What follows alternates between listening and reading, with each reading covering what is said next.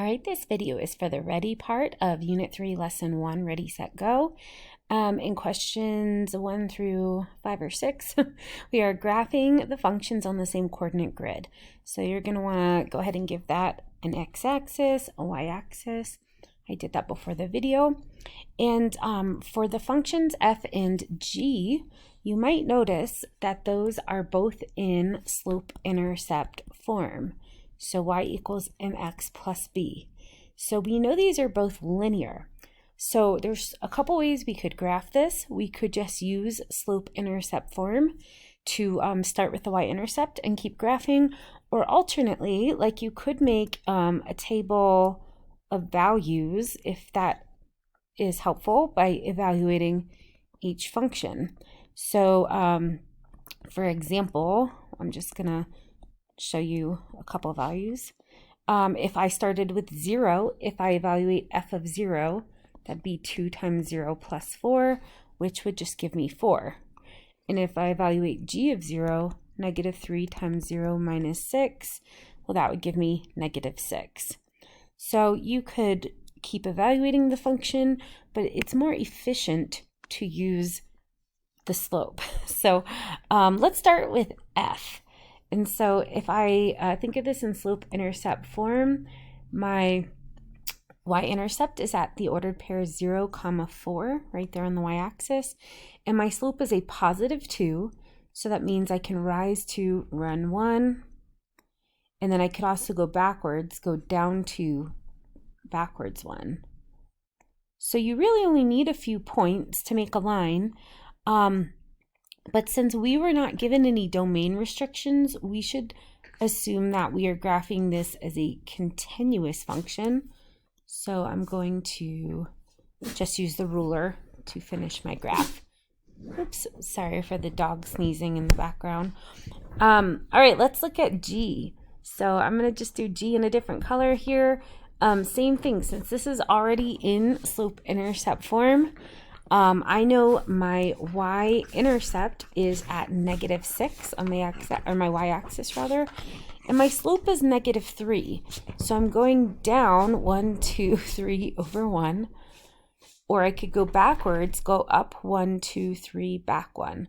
So remember, we could think of our slope as rise over run, and if my slope is negative 3, that's negative 3 over 1.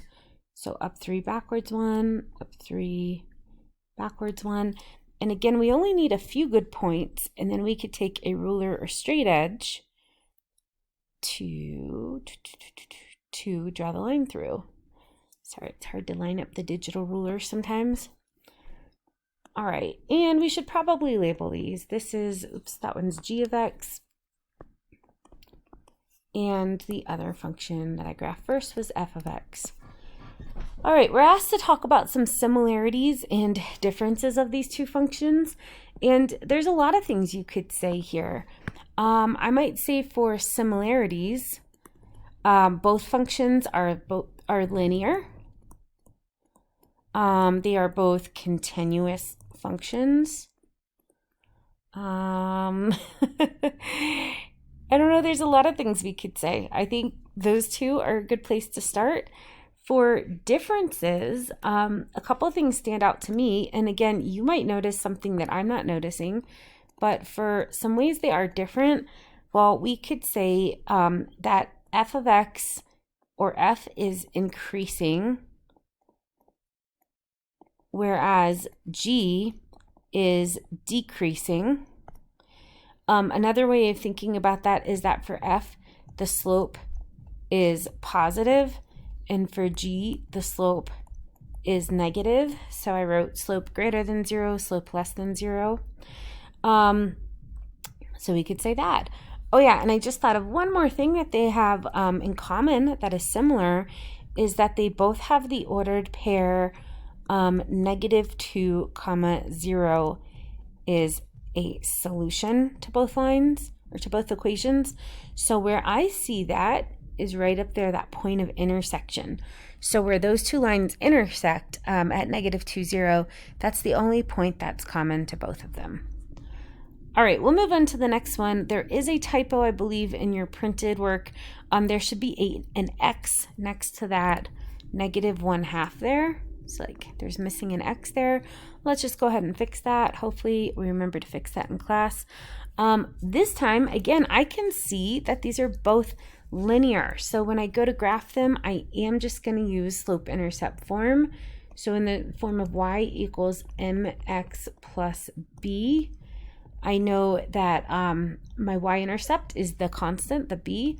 So for h of x, I'm going to put a point right here at 0, 1. And then I'm going to use that slope of 2. So I'm going to rise 2, run 1. And again, you could just get a couple good points. You could go down 2, back to the left 1. Remember, if your slope is positive, your line should appear to be increasing. So it's just another way we could check what we graphed. And then I'm going to, after I get a few good points, I'm going to line up a ruler. You can, if you don't have a ruler at home, your student ID from school makes a really nice straight edge.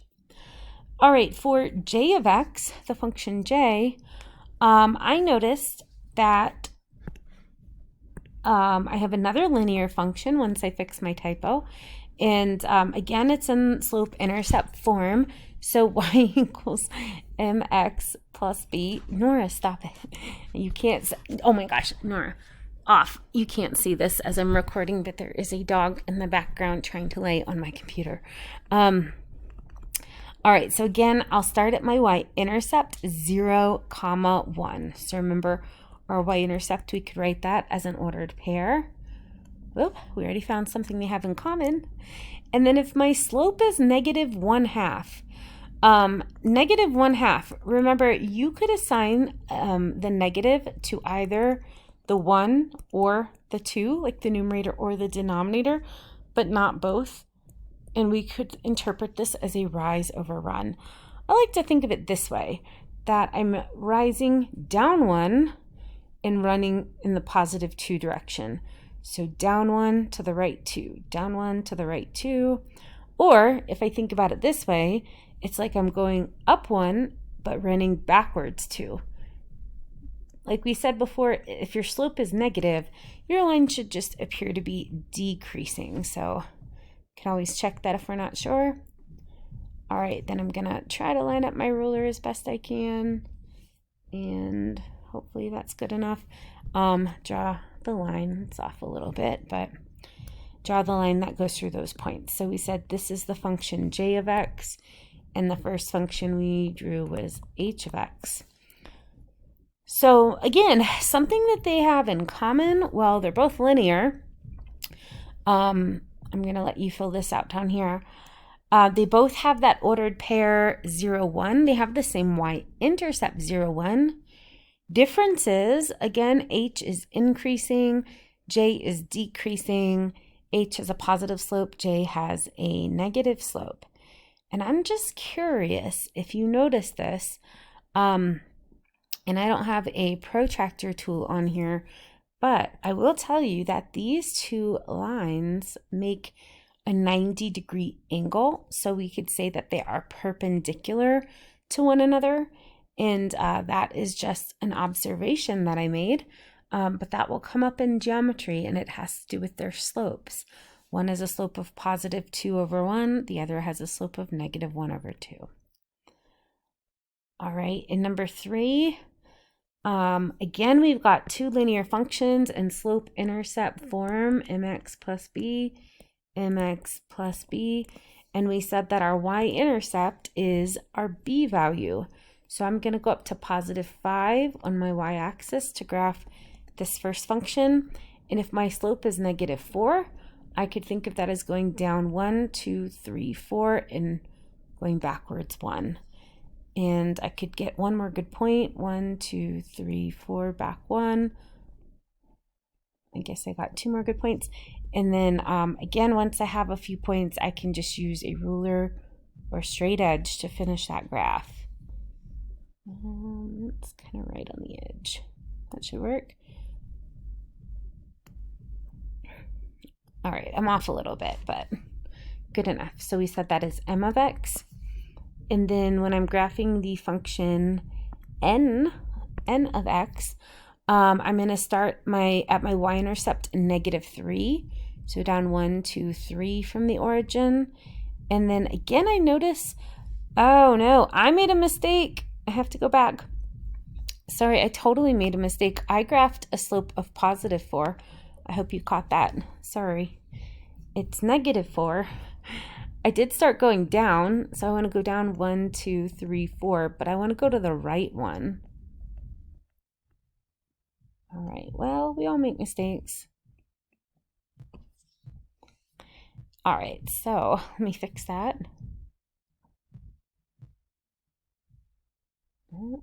Maybe. All right, and I can tell from the equation that these two lines have the same slope. So if I start for n at -3 on my y-axis, again, I can go down 1, 2, 3, 4 over 1. Or I could go up 1, 2, 3, 4, but backwards 1. But what I may notice is that these two lines are parallel. So that's actually a pretty big topic that comes up in geometry, is that parallel lines have the same slope, the same steepness. Okay, so that is n of x. All right, so again, describe the similarities. There's a lot we could say here. They're both linear. They are both decreasing. They have the same slope. The differences, well, they have no points in common. So if they are, so that also means they have no solutions, no similar solutions. They have no points in common because if they're parallel, the lines are never going to touch. And also, they have a different y-intercept. So you could say that their y-intercepts are different there. All right, number 4, this is not a typo. We're graphing these two functions, and you might notice there's no x. So that means that no matter what my value of x is, the y output is always the same. So like if I made a quick table, oops, that's a Q, not a G, we could make a quick table of values. So let's just pick a few x values here. So no matter what my x value is, P is always -4. No matter what my x value is, Q is always -1. So we could graph this and say, okay, Q will have the point 3, -1, 2, -1. So what happens is these are both horizontal lines. And this is like saying 0 times x minus 4 or 0 times x minus 1. If we think of this in slope-intercept form, our slope is 0. So for P, if I go down on my y-axis to -4, again, you could plot those points that we put in our table. The x values change, but the y values stay -4.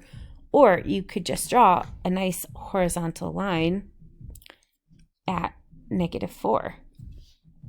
All right, so this is our function p of x. And then we said the function q of x, well, the same thing's going on except at -1. So I can just draw a nice horizontal line at -1. All right, so we've got q and p. All right, so again, what do they have in common? Well, their similarities, they both have a slope of 0. That S is for similar, which that means they're both horizontal lines. We could also call them constant, meaning they are neither increasing nor decreasing. As for things that are different about them, well, they have a different y-intercept. They won't have any common points. I don't know, that's what stands out to me. All right, last question. Nope, I lied. Second to last question for the graphing piece. Be careful here because R is different. I'm going to make a table of values to graph R, and S I can tell is still a line. So how I know R is different is X is an exponent. So that means that R of X is going to be in exponential form. Let's see. So I'm going to try -3, -2, -1, 0, 1, 2, and 3 just to get some good points. And I'm actually going to start with letting X be 1. I'm going to start here in the positives. So if I substitute a 1 in for X, so 3 to the power of X plus 1, I get 3 to the first power plus 1, which is 3 plus 1, which is 4. So I'm going to go to 1, 4 on my graph and put a point there. All right, when I plug in the 2, I get 3 squared plus 1. The order of operations tells me that is 9 plus 1, which is 10. Let's see, so I'm going to go to the ordered pair. So like these are ordered pairs. 2 is my X value, 10 is my Y value. So I'm going to go out to 2. Oh, 2, 10 is not going to fit on my graph. So let's see. This was 5, 6, 7, 8. I'm just going to like ballpark it up here. All right, so it looks like I'm going to have to go backwards. So if I plug in a 0 for X, I should have done this before I put my X and Y axes where they are, but we'll be okay. 3 to the power of 0 plus 1.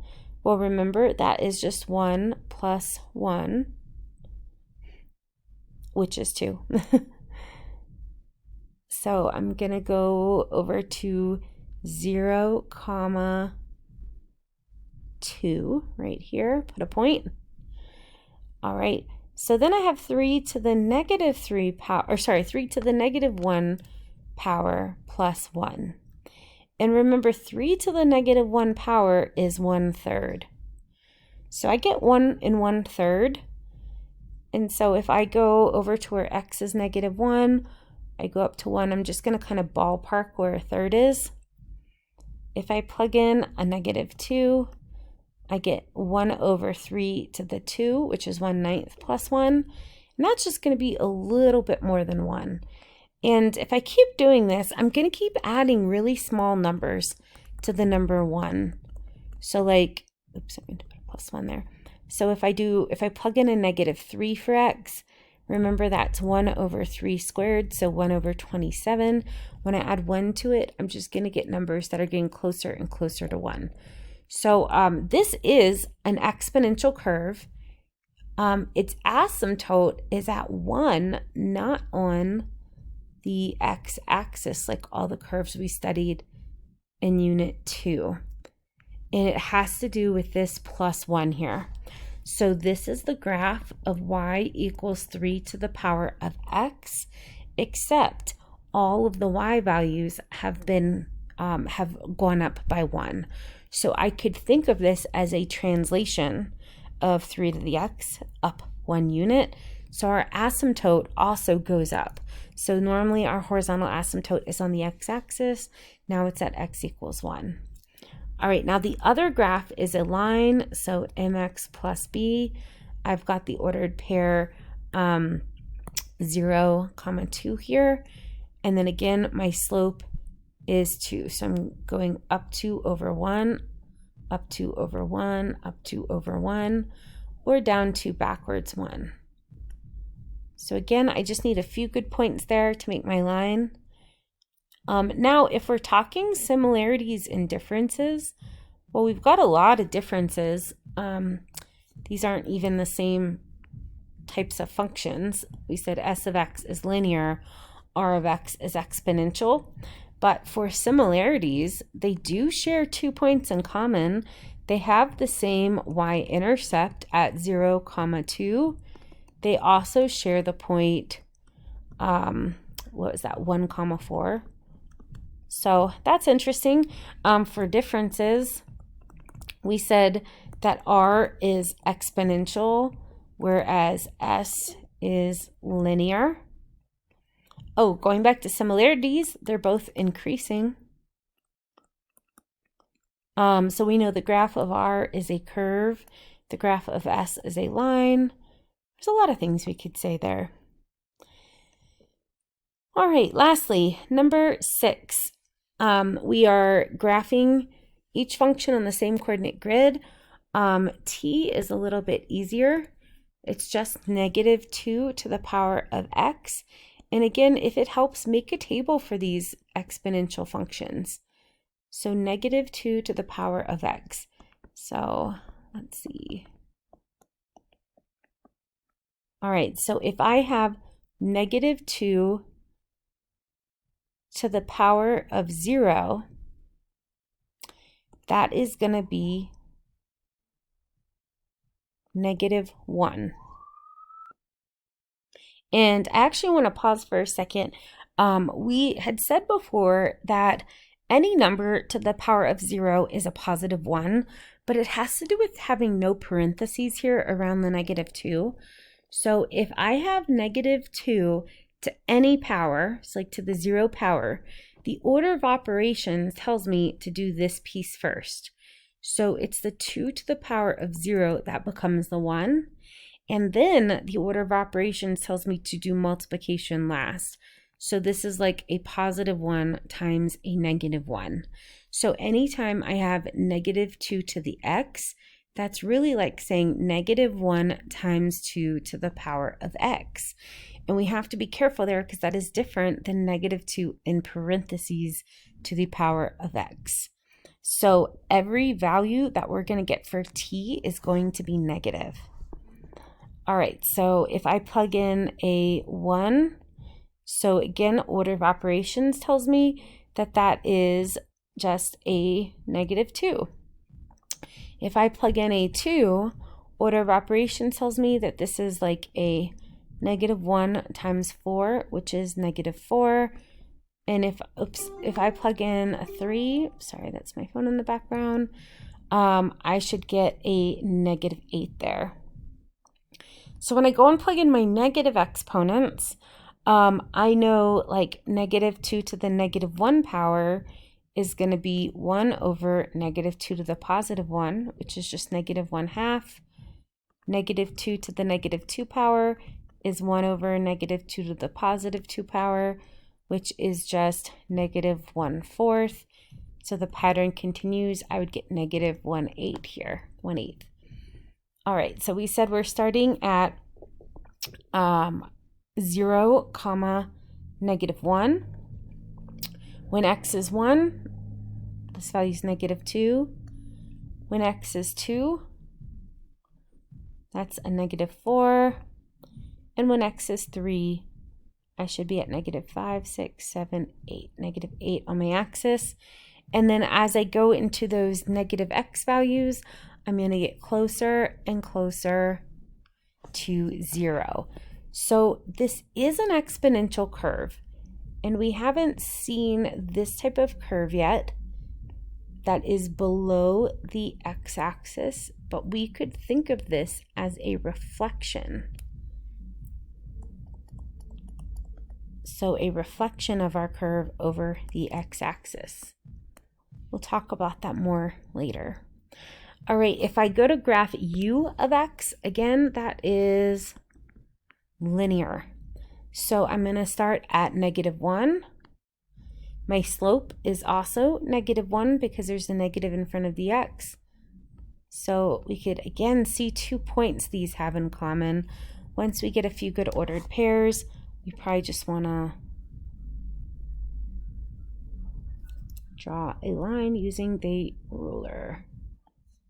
All right, so as for similarities and differences, there's a lot we could say. Similarities, both functions are decreasing. Both functions have the y-intercept 0, -1. Both functions have the point 1, -2. Could say a couple things like that. For differences, I know that t is exponential, so it is also a curve, whereas u, it's supposed to be a semicolon, whereas the function u is linear, so its graph is a line. I'm sure there's more things you could say there. All right, so that is the end of the ready section.